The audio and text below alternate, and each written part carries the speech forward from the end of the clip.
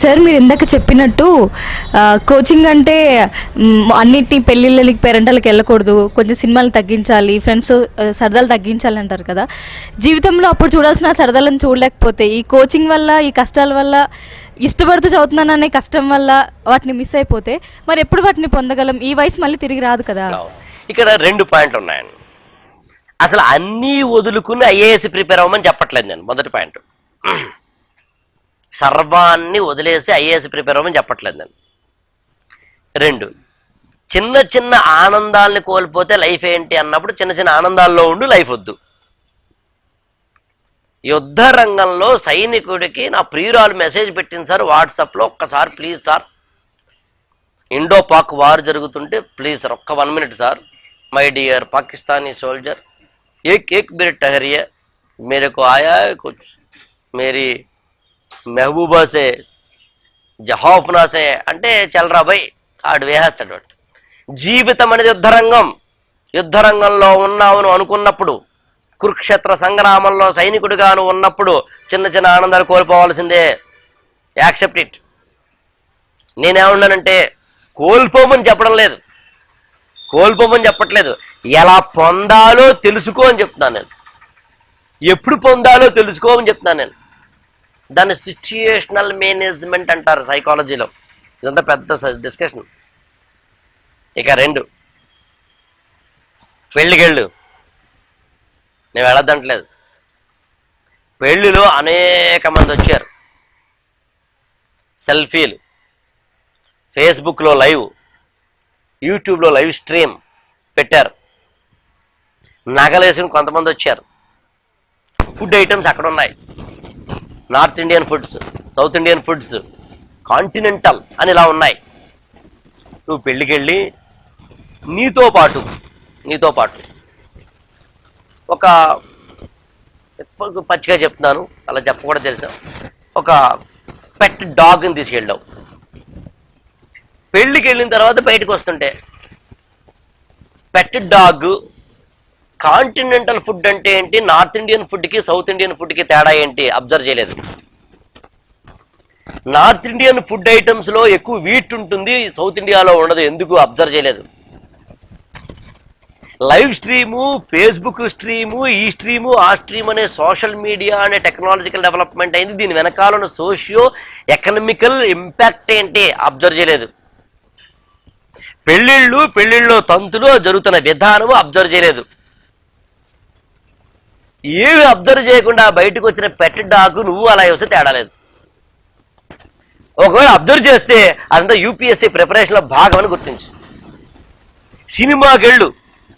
Cinema short film అంటే ఏంటి, teaser అంటే ఏంటి, సినిమాలు అంటే ఏంటి, సినిమా ప్రపంచం అంటే ఏంటి, సినిమాలు ఏ విధంగా ఎవల్యూట్ అవుతూ వచ్చినాయి, ఇవాళ ఎలా ఉన్నాయి,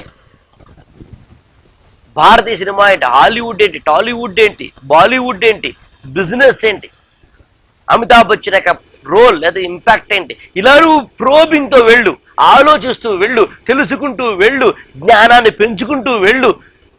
జ్ఞానం అమృతం కన్నా గొప్పదని తెలుసుకుని వెళ్ళు. అప్పుడు ఆటోమేటిక్గా ఖచ్చితంగా చెప్పగలను, నువ్వు రోజు పెళ్ళిళ్ళకి వెళ్ళినా కూడా ఐఏఎస్ అవుతావు.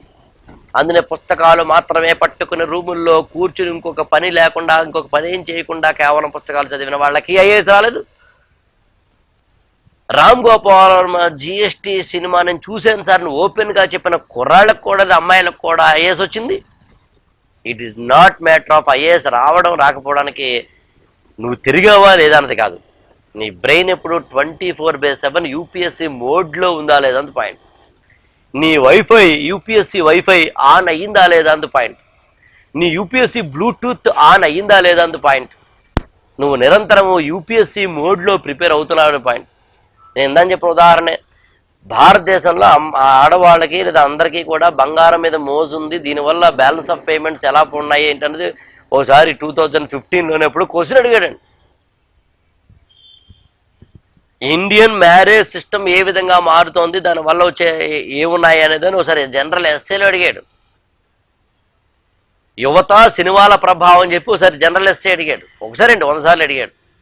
సో అందుకని నువ్వు ఆ మాటకు వస్తే ఇవాళ ఇప్పుడు మనం కూర్చున్న ఈ 10-15 నిమిషాల టాక్లో కూడా if you are opening your mind and probing something and knowing something, ఆటోమేటిక్గా you are in the UPSC mode.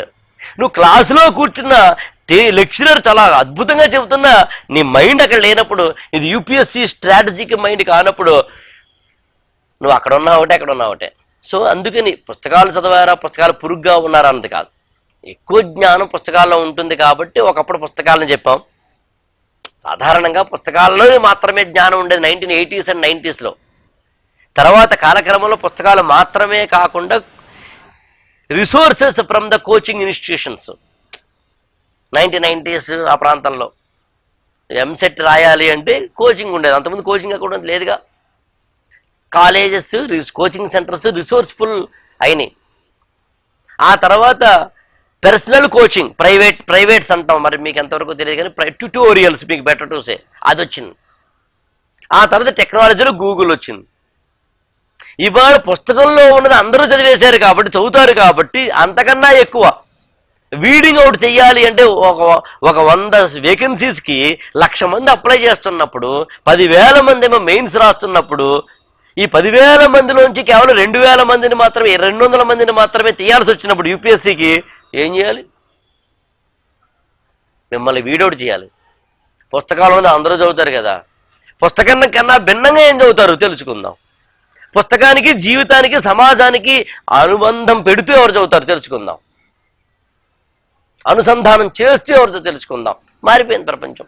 అందులో ఇవాళ 21వ శతాబ్దంలో 2018, 19, 20 ఆ ప్రాంతంలో మీరు ఉన్న ఈ ఎగ్జామినేషన్ రాస్తున్నప్పుడు పుస్తకము plus life plus experiences plus googling plus mentoring is equal to IAS.